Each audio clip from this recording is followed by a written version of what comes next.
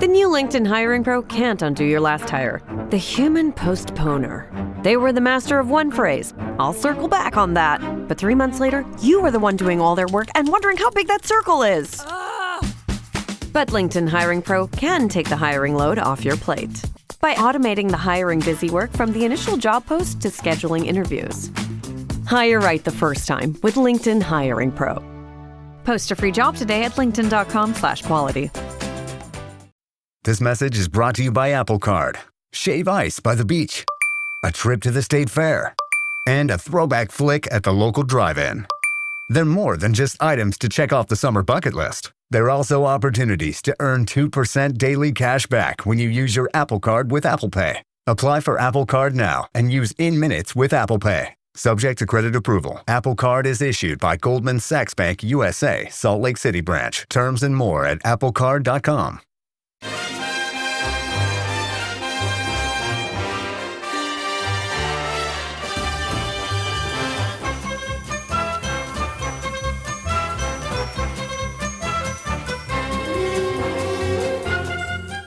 And welcome to your match day episode of Howie the Podcast. It's Gavin. You join us today as we look ahead to Sunderland against Wrexham in Philadelphia. It's it's the final game of our tour of the US. It's a sad end to the tour because I think the fans out there have really enjoyed themselves. Clearly, Super Kev and Kevin Ball have too, judging by some of the footage we've seen. But it is a way to round things off, and we are rounding off with a game against Phil Parkinson, which is enough to make me cry about old times. Joining me to cry about old times today is Andrew Smithson. Hello, mate. Hello, Mara. It's 7 a.m. and we've been talking about Lee Butler already. So that's that gives you a little idea of what sort of frame of mind we're in. Absolutely, yes. And also join us today and very kindly got up at daft o'clock so we can talk about Phil Parkinson, George Dobson and all these other dossers that used to play for us or manage us or coach us and are now going to be going up against us in the States is Michael Dunn. Hello, mate. Hi, Gav. Hi, Andrew. Yeah, I can't believe my life decisions right now and I'm getting up at 7 a.m. to talk about this, but we'll crack on anyway. Looking forward for a chat. Well, you know what it is? We say this all the time, right? But the sacrifices in our lives we make to do this podcast, 7 o'clock on a bloody Saturday morning, we're up recording this to talk about Sunderland, but mainly Sunderland, but we're going to have to talk a little bit about who we're playing because it is the first time, Andrew, that we've came up against Phil Parkinson, I think. I don't believe we've... Because he left us and went to Wrexham, didn't he? And Wrexham have been outside of every league we've been in, so I don't think we've faced him since, from what I can think. I've probably got you thinking there now, haven't I? Well, I was going to say, surely would remember, but who ever remembers a Phil Parkinson game? so it could have happened and we've all just forgotten about it. No, I think you're right, Gav. I think this is the first time we've come up against him. And yeah, before you hit record, we threw out a few names and a few memories, and God, it was a grim time to be a Sunderland fan, wasn't it? Oh, it was indeed, Mike, wasn't it? That period under Parkinson was I think that's probably the lowest we've ever got. It was really bad to watch at times. There was a period where we were okay, and he basically copied Chris Wilder's Sheffield United tactics, didn't he, for a little bit? Yeah. The overlapping centre half thing and the fullbacks inverting and all that. Like that was Wilder's system, and it was popular at the time, and we started playing that way. But it was awful. I just associate that whole era with like just being depressed, going to the stadium, half empty stadiums, watching us lose to crap teams, him telling us we should be happy with a point against, I think it was Accrington or something like that, and he was like, oh, it's a good point. Like, Yeah. I'm amazed he stayed there for 5 years, let alone nearly took them into the Premier League, honestly, because he was awful for us. That's what I was thinking the same last night when I was just writing a few notes for this. I was like, I can't believe he's lasted that long. And even a period last season, it actually got so close that we could have been playing Phil Parkinson in the Premier League against Wrexham. It's just bizarre. Like you said, some of those games back then were shocking. I remember my very last game before COVID. I travelled over to it with my dad, was a 2-2 draw against Gillingham, and Kyle Lafferty was playing up front for us. And I thought I didn't get back to the stadium for a couple of years. I was like, is this going to be the last time I've ever seen Sunderland play live? Was Kyle Lafferty up front until Parkinson, the manager of Sunderland? So just talking about the players we have now and how far we've come in a few years, it is mad to think how much has changed in such a short period of time. I mean, I forgot about that, Andrew. The fact that a lot of those games were behind closed doors as well, so he got away with it, really. Because I know the crowds affected everybody, and you know, you could argue that it's maybe the reason a few teams got promoted or relegated in varying leagues because of just the lack of crowds. You know, it did affect performances of teams and stuff. But like, it not only was it grim, but we could only watch it from home on our TVs. Yeah, that added to the bizarreness in the weirdness of it. And there might people probably wouldn't admit it, but there was probably a few Sunderland fans who were actually grateful that they couldn't go to the games at that point, because some of the performances we were turning out were just dismal. Gav, you might have said this, but somebody at one point, I can't remember who it was, years ago, just said, it blows my mind that like Phil Parkinson will be like known to Blake. What's Ryan Reynolds' wife called? She's like a glamorous. Blake Lively or Lively or something. Yeah. Aye. She's like a glamorous A-list Hollywood celebrity. And it's just weird to think that on the morning, you know, over the breakfast table, she's going to be having to discuss Phil Parkinson with a husband and like George Dobson. Yeah, just like, oh, how's Phil getting on? Or do you want to invite Phil and the family round for a dinner or whatever? It's crazy.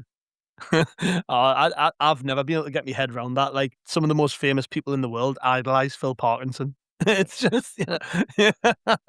He's a legend of Wrexham, Oh and my it's God. what a It's bizarre just too early in the story. morning for this sort of chat.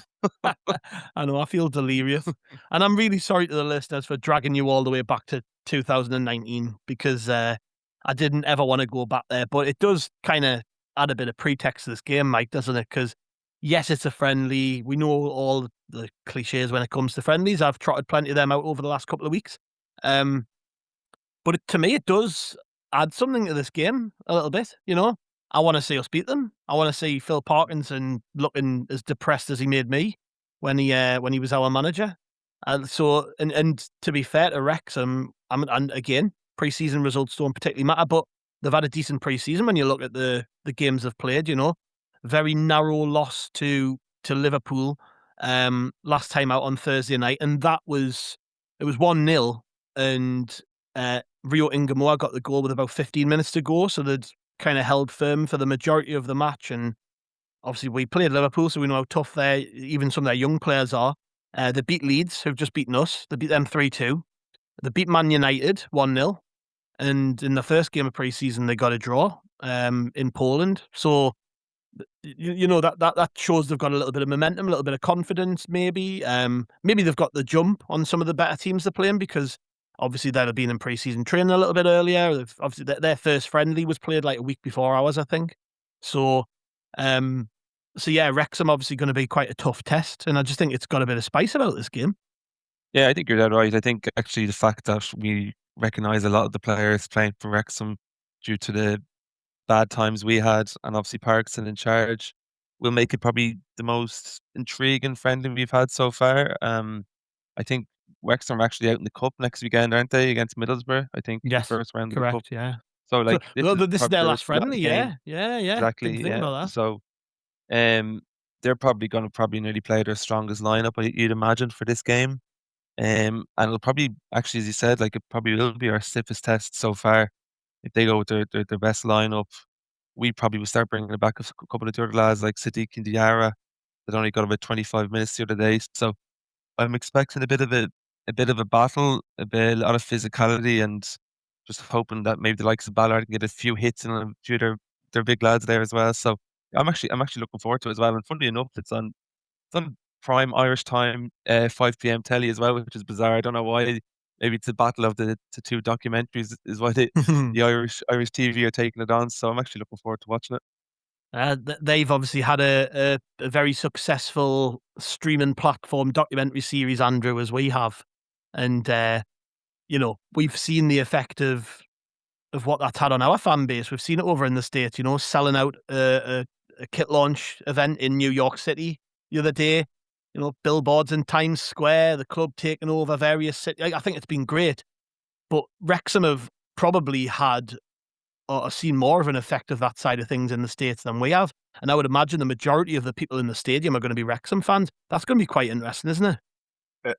It's an odd one, but yeah, you're right. Wrexham are probably the better known of the two teams in America. I think it helps that their documentary is still going on and has shown the full story. I think, unfortunately, Yeah. Sunderland Till I Die, apart from like a couple of episodes in series 3, it was about the club at rock bottom. It was about that era, when Phil Parkinson was in charge and that. But Phil Parkinson, to be fair to him, I know we've had a bit of a laugh and a joke there. He does seem to be popular within the Wrexham club. He's been there long enough now. The players obviously know what is expected of them and how he wants them to perform. And as one of you two lads said, they're further down their pre-season preparations. They had a decent year last year. I think they only just missed out on the playoffs. I think they were one of the clubs who fancied taking Southampton's spot when there was all of that problem with the spying and that. So they're going to be really desperate to have a crack this season. And yeah, the team are going to be really keen to perform. And they are going to have the majority of the support, but that's no bad thing. Sunderland players are used to playing in environments where, they're up against it and the opposition's on top of them. We'll just have to deal with it, won't we? Yeah. Again, it's been the case for the last couple of games, actually. I don't think Sunderland have been the majority in any stadium. The Liverpool game, it was very clearly there was like a little section to the right of the goal, which was full of Sunderland fans. But other than that, the full ground were Liverpool fans. And I imagine it's going to be similar for this one because, like I say, Wrexham are so popular over there mainly because of the documentary, but also mainly because of the owners and the documentary. Obviously, Ryan Reynolds and Rob McElhenney are very, very famous people, like two of the most famous people on the planet. And what American sports fans are like. They need a reason to attach themselves to a brand to support it. It's probably been very easy to attach yourself to Wrexham if you haven't got a football club already, because, as Andrew says, accessible. There's a documentary series which is engaging. It's still ongoing. All our games are easy to watch. All they've known is winning, really. Last season's the first time they haven't really known winning, and even then they got very close to getting promoted, or at least into the playoffs. So it's been very easy to be a Wrexham fan, to attach yourself to that story, hasn't it? But I like to think that this might draw eyeballs to us as well. So some of these people will be like, "Oh, son, I hadn't realised their story. Oh, they've got a Netflix series," and hopefully we'll win a few fans off the back of games like this. I think that's the whole point of this journey. It sounds weird to me to say that we might piggyback some new supporters off the back of Wrexham, but you kind of get me drift, right? I think this is this whole exercise, this tour of the States, has been done for a big commercial reason, but also because we are trying to expand our fan base worldwide, and I think it's just part of the way things have to be now. I mean, you're probably, to a lesser degree, you're in that category of, you're from outside of Sunderland, and your story is very different to everybody else's, is why you're a Sunderland fan. But everyone's looking for a reason to follow somebody, right? And why not Sunderland?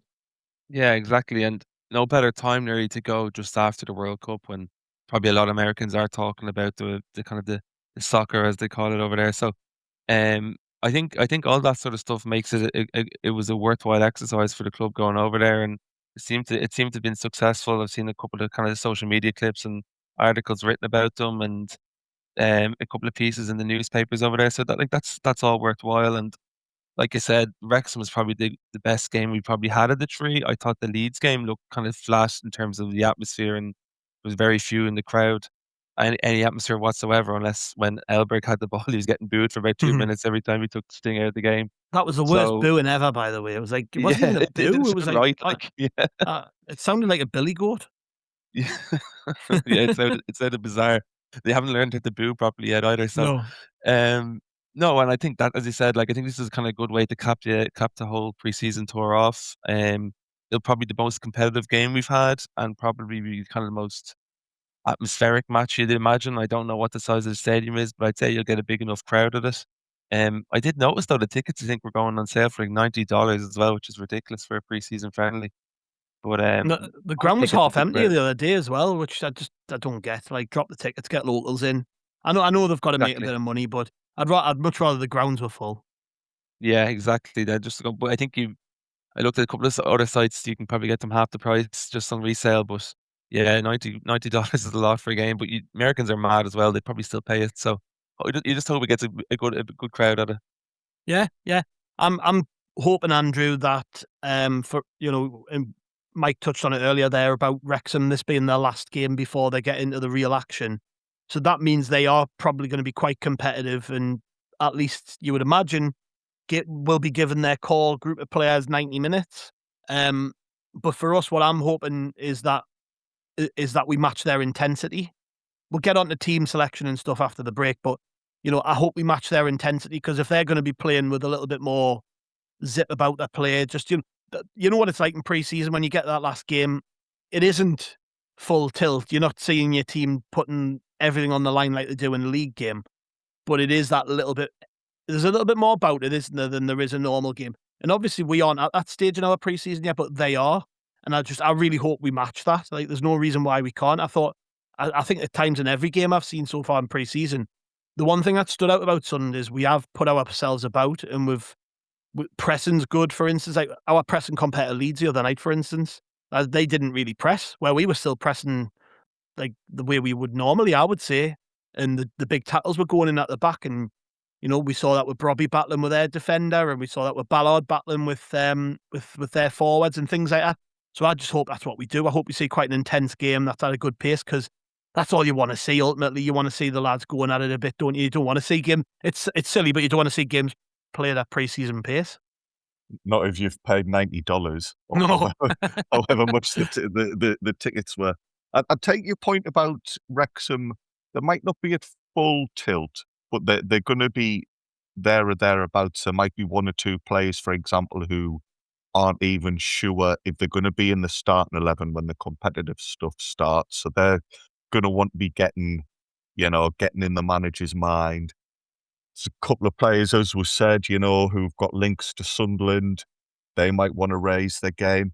I've just seen there, Kiefer Moore is part of their squad. Now, Gav, I think it was you, wasn't it?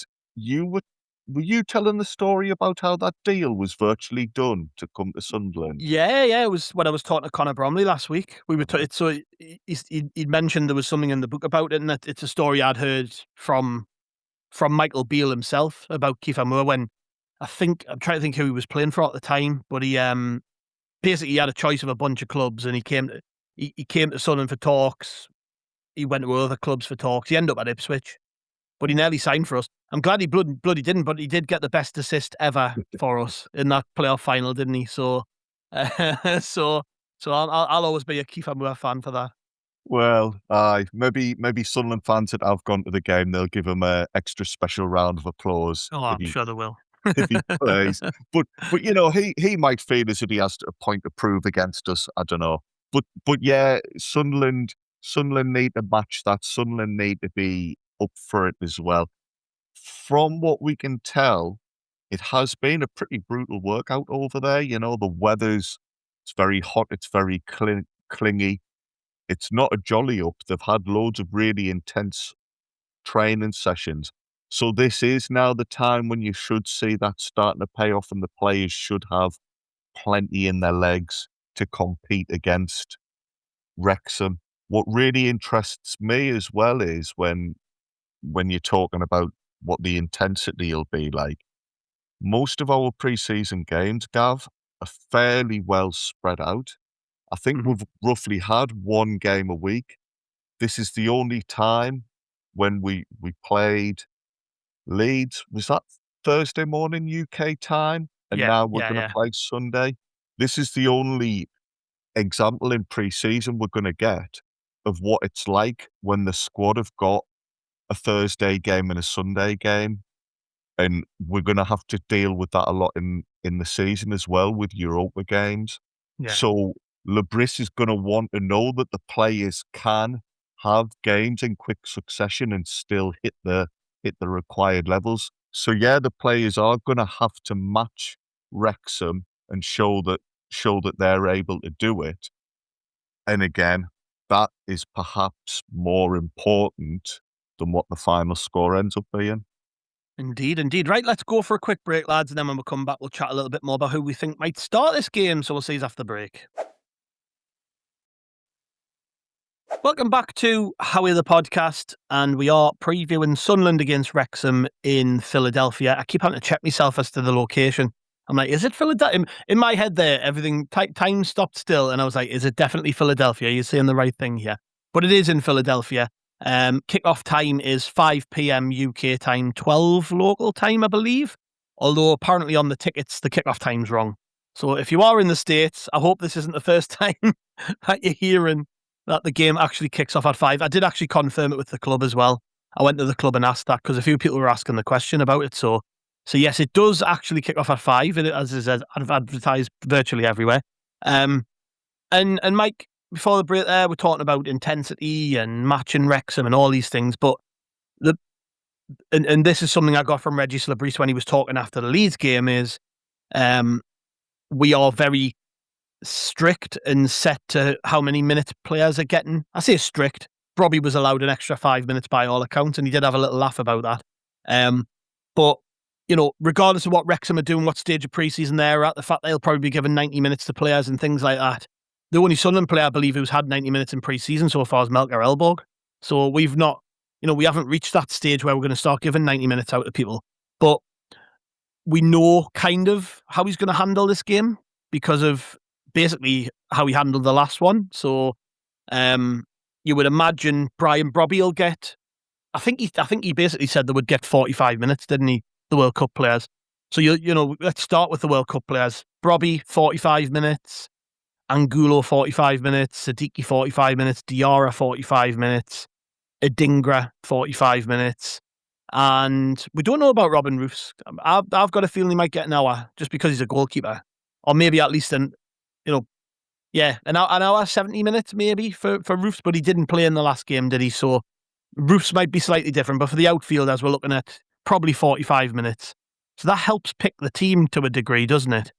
Like, what are you thinking about the rest of the players who've been involved since York? Because for Rig, for Lefay, for Hume, for Ronaldo, could we see 90 minutes out of these players or not? Or do you think it's maybe a little bit too early?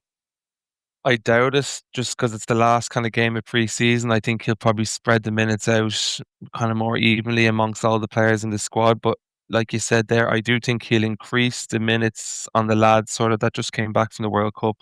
So like the likes of Ngula, like you said, Diarra, Siddiqui, I think they got 23 minutes exactly the other night. That'll probably be increased to 45. The rest of the lads, I mean, the likes of Enzo has nearly played every game. He's starting nearly every game, isn't he? But I think Lebris sort of likes to sort of start with his strongest lineup and then sort of bring the lads in half time or early in the second half as it goes on. So I get the feeling that Lebris will probably pick his strongest hand going into the game. You could see maybe the likes of Angulo starting the first 45, maybe Diarra, maybe Siddiqui, and then they come off at half time. And maybe the likes of Rig come back in then as they've kind of, and Enzo even because they've started a lot of the game. So I think he'll try to go as strong as possible and then make the changes sort of maybe half time and it's 60 minutes into the second half. Because it sort of seems to be a consistent trend with Lebris where he goes with his strongest hand from the start and then makes the changes after.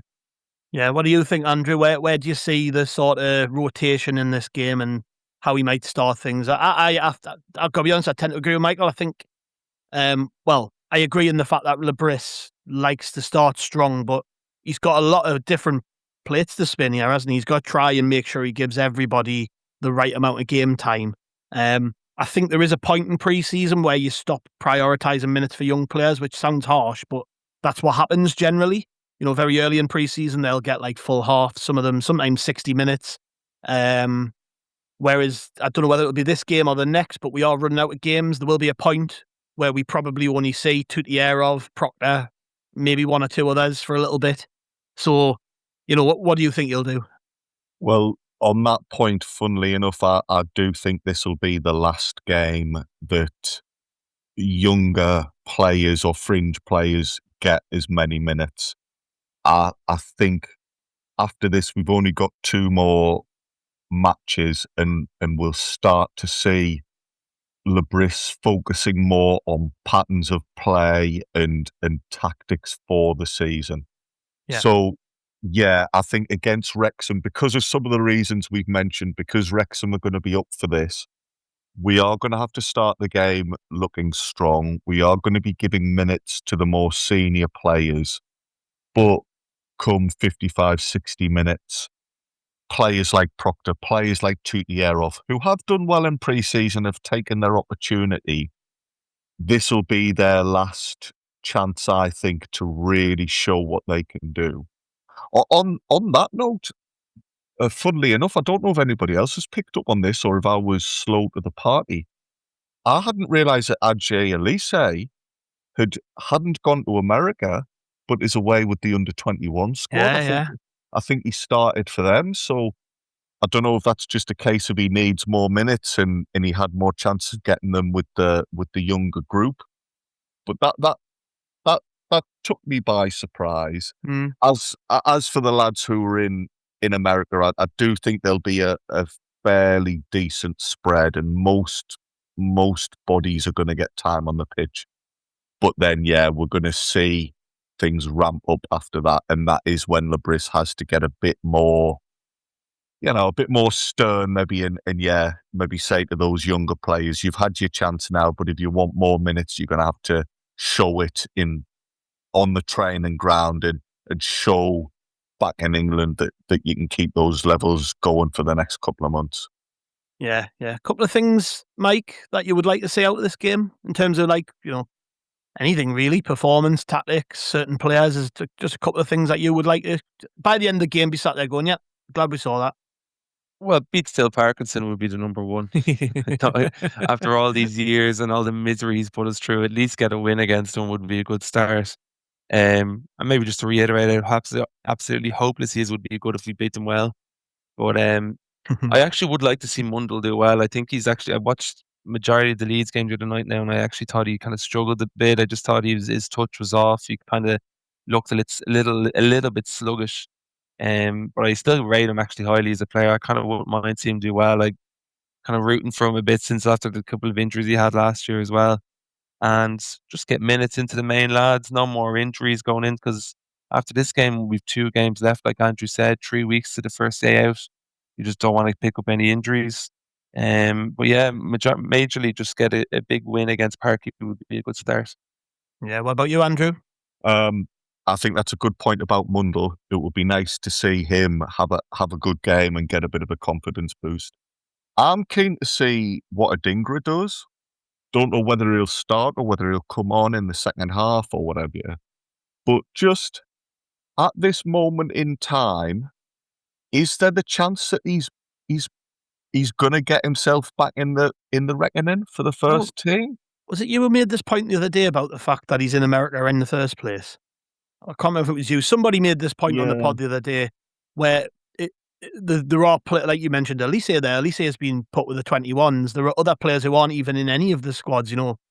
Barkham, he's certainly not thought of in that way. But Patterson, we thought was going to get left behind. Hasn't played though at all.